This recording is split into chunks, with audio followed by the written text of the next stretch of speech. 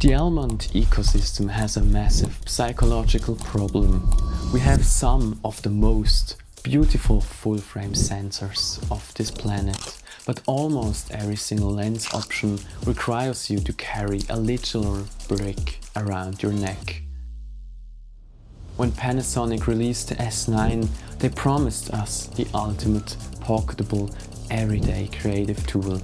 But look at the market. If you put a massive 24-70 or even a standard Pro prime lens on this body, the camera becomes completely unbalanced. The tiny grip disappears, the weight shifts entirely forward, and suddenly you find yourself leaving a multi-$1,000 setup at home on your tiny desk because it's simply too exhausting to pack it. Here's exactly what is at stake here. If a camera system is too heavy or too bulky to naturally bring into your everyday life, your creative output drops to zero. You stop capturing the mundane, accidental moments that often turn into your most beautiful work. You outsource your vision back to your smartphone, and your expensive full-frame tool becomes a paperweight. For months, S9 shooters have been desperately hunting for the ultimate, always-on Pancake lens. Something that turns this body into a true pocket camera without sacrificing the depth of a full-frame sensor. Enter the Viltrox 28 4.5 chip lens. A tiny piece of engineering that costs less than a decent camera bag. Features an integrated manual lens cap and sits so flat on the body that the S9 can finally slide into a jacket pocket. But is a fixed f4.5 aperture actually usable in the real world, or is this just a cheap toy that compromises your image quality? Today we are doing a complete unfiltered deep dive to see this tiny piece of glass is the savior the Elmont ecosystem has been waiting for.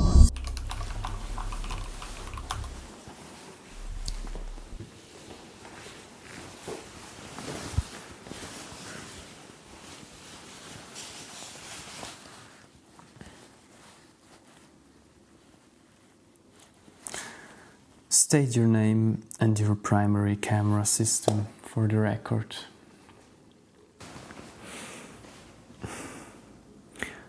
Lucro, and right now I'm shooting on the Lumix S9. You've been spotted walking around with a lens that looks like a body cap, a plastic disc that costs next to nothing.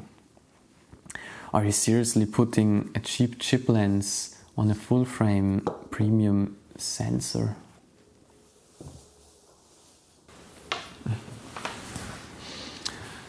Yes, every day for the past few weeks. People are trapped in a depth of field illusion. They think blurring an entire world makes an image artistic. f4.5 forces you to actually look at your composition. It forces the background to communicate with your subject, and a full-frame sensor, 28mm and f4.5, still gives you plenty of subject separation. If you understand your physical distance, it's not a limitation. And what about the flaws? We've seen the reports, heavy vignetting, a massive loss of contrast when a single ray of sunlight hits the glass, and absolutely no way to screw on a standard ND filter. Are you telling me you're okay with your footage looking washed out and dark at the edges? Perfection is sterile. Modern glass is mathematically perfect. And as a result, every camera looks blend together. I want friction. The vignette gives the frame a natural lo-fi grid. The contrast drops in direct sunlight, Behaves exactly like vintage glass. Last question. Is this lens a permanent fixture on your camera, or is this just a gimmick for a YouTube video? It hasn't left the S9 since it arrived, and it completely transformed the S9 for me.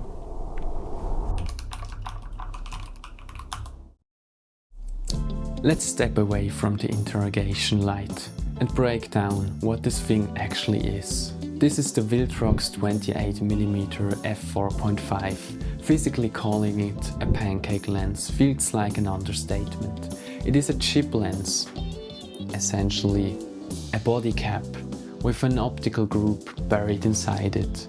It weighs absolutely nothing. When you mount it to the Lumix S9, the entire physical footprint of your camera changes. The specs are incredibly simple, almost primitive by modern standards. It's a 28mm prime lens. That means you get a wide storytelling field of view, wider than a standard 35mm, but not wide that it distorts human faces like 20 or 24mm would. It mimics the classical focal length of street photography and documentary filmmaking. The biggest talking point, of course, is the fixed f4.5 aperture. There are no electronic blades inside this lens to open or close. You're locked at f4.5 from the moment you turn the camera on. For a lot of pixel peepers, this is an instant deal breaker. They look at the spec sheet and see 4.5 and immediately dismiss it because it's not a low-light monster. But the spec sheet lies because it doesn't account for psychology. Because this lens is so absurdly small and light, I take my camera to 10 times more places than I ever did with my heavier lenses. I bring it to the grocery store. I have it hanging on my shoulder while I'm grabbing coffee. I bring it on casual walks where I would normally feel too self-conscious carrying a massive pro setup.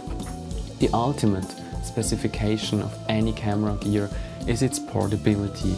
If a lens lets you capture a moment you would have otherwise missed because your camera was sitting inside a backpack at home, that lens is infinitely better than an f1.2 lens sitting in a closet.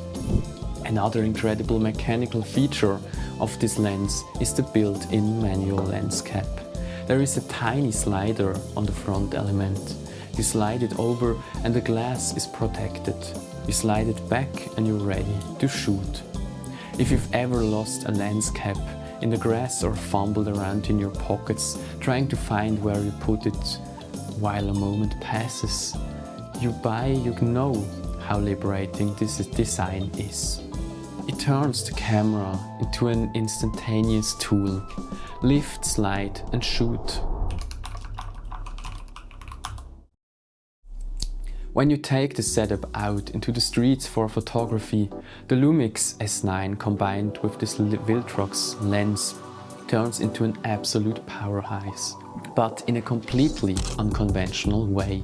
This setup effectively transforms your S9 into something resembling a Fujifilm X100V or a Ricoh GR, but with two massive upgrades, a full-frame sensor and the magic of the Lumix real-time LUTs. Shooting street photography at 28mm means you have to be close to the action, because the camera looks so unassuming, almost like a vintage point-and-shoot. People don't look at you with suspicion. You don't look like a professional photographer capturing media data. You just look like someone capturing a memory. The f4.5 aperture means your zone of focus is incredibly forgiving. You don't have to worry about your focus hunting between an eyelash and a nose tip. Your depth of field is deep enough to capture the subject and the environment clearly. And when you pair this wide, deep field of view with the custom aspect ratios inside the Lumix S9, like shooting in a native 65:24 panoramic mode or a clean 1:1 square It completely shifts how you frame the world. But let's be entirely honest about the image performance.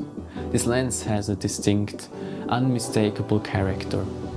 If you shoot with the sun or a bright light source off to the side, you will notice a heavy, natural vignette.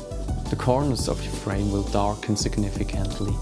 In modern optical engineering, this is considered a flaw. In artistic street photography, it's a built-in framing tool. It naturally draws the viewer's eye straight to the center of the image without needing to apply a digital vignette in post-production. Then there are the stunt stars and the direct light behavior. If you point this lens directly into a harsh light source, you get those beautifully sharp, defined sun stars due to the fixed circular nature of the optical element. However, the trade-off is contrast. When shooting directly into the sun, the lens can lose a massive amount of contrast, creating a heavy, veiled flare that washes out over the image. For some, this will be frustrating, but for me, it's a creative goldmine. It softens the hyper-sharp clinical digital edge of the modern Lumix sensor. It gives your photos an organic analog mood right out of the camera. And if you need a bit more reach, you can jump into the Lumix S9's digital crop modes. You can sacrifice a tiny bit of resolution, but you instantly turn this 28mm into a tight 35 or 50mm equivalent, giving you a multifocal setup without ever changing the glass.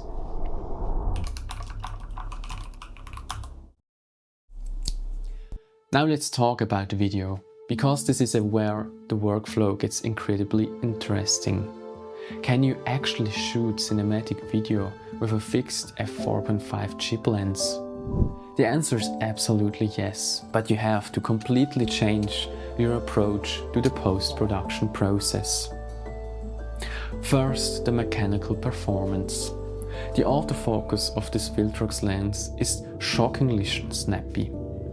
Because the physical glass elements inside are so incredibly small and lightweight, the camera's focus motor doesn't have to work hard to move them.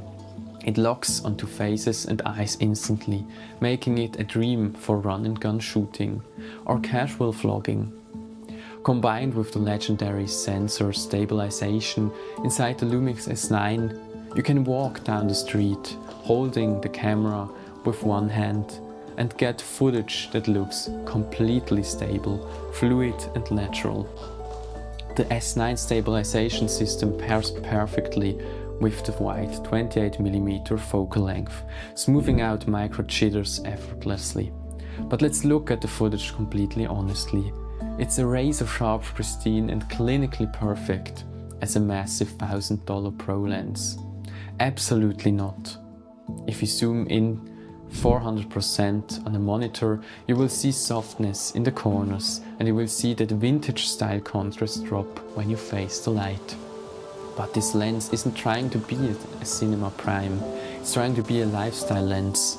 When you take this footage into your editing software, the magic happens in how you grade it.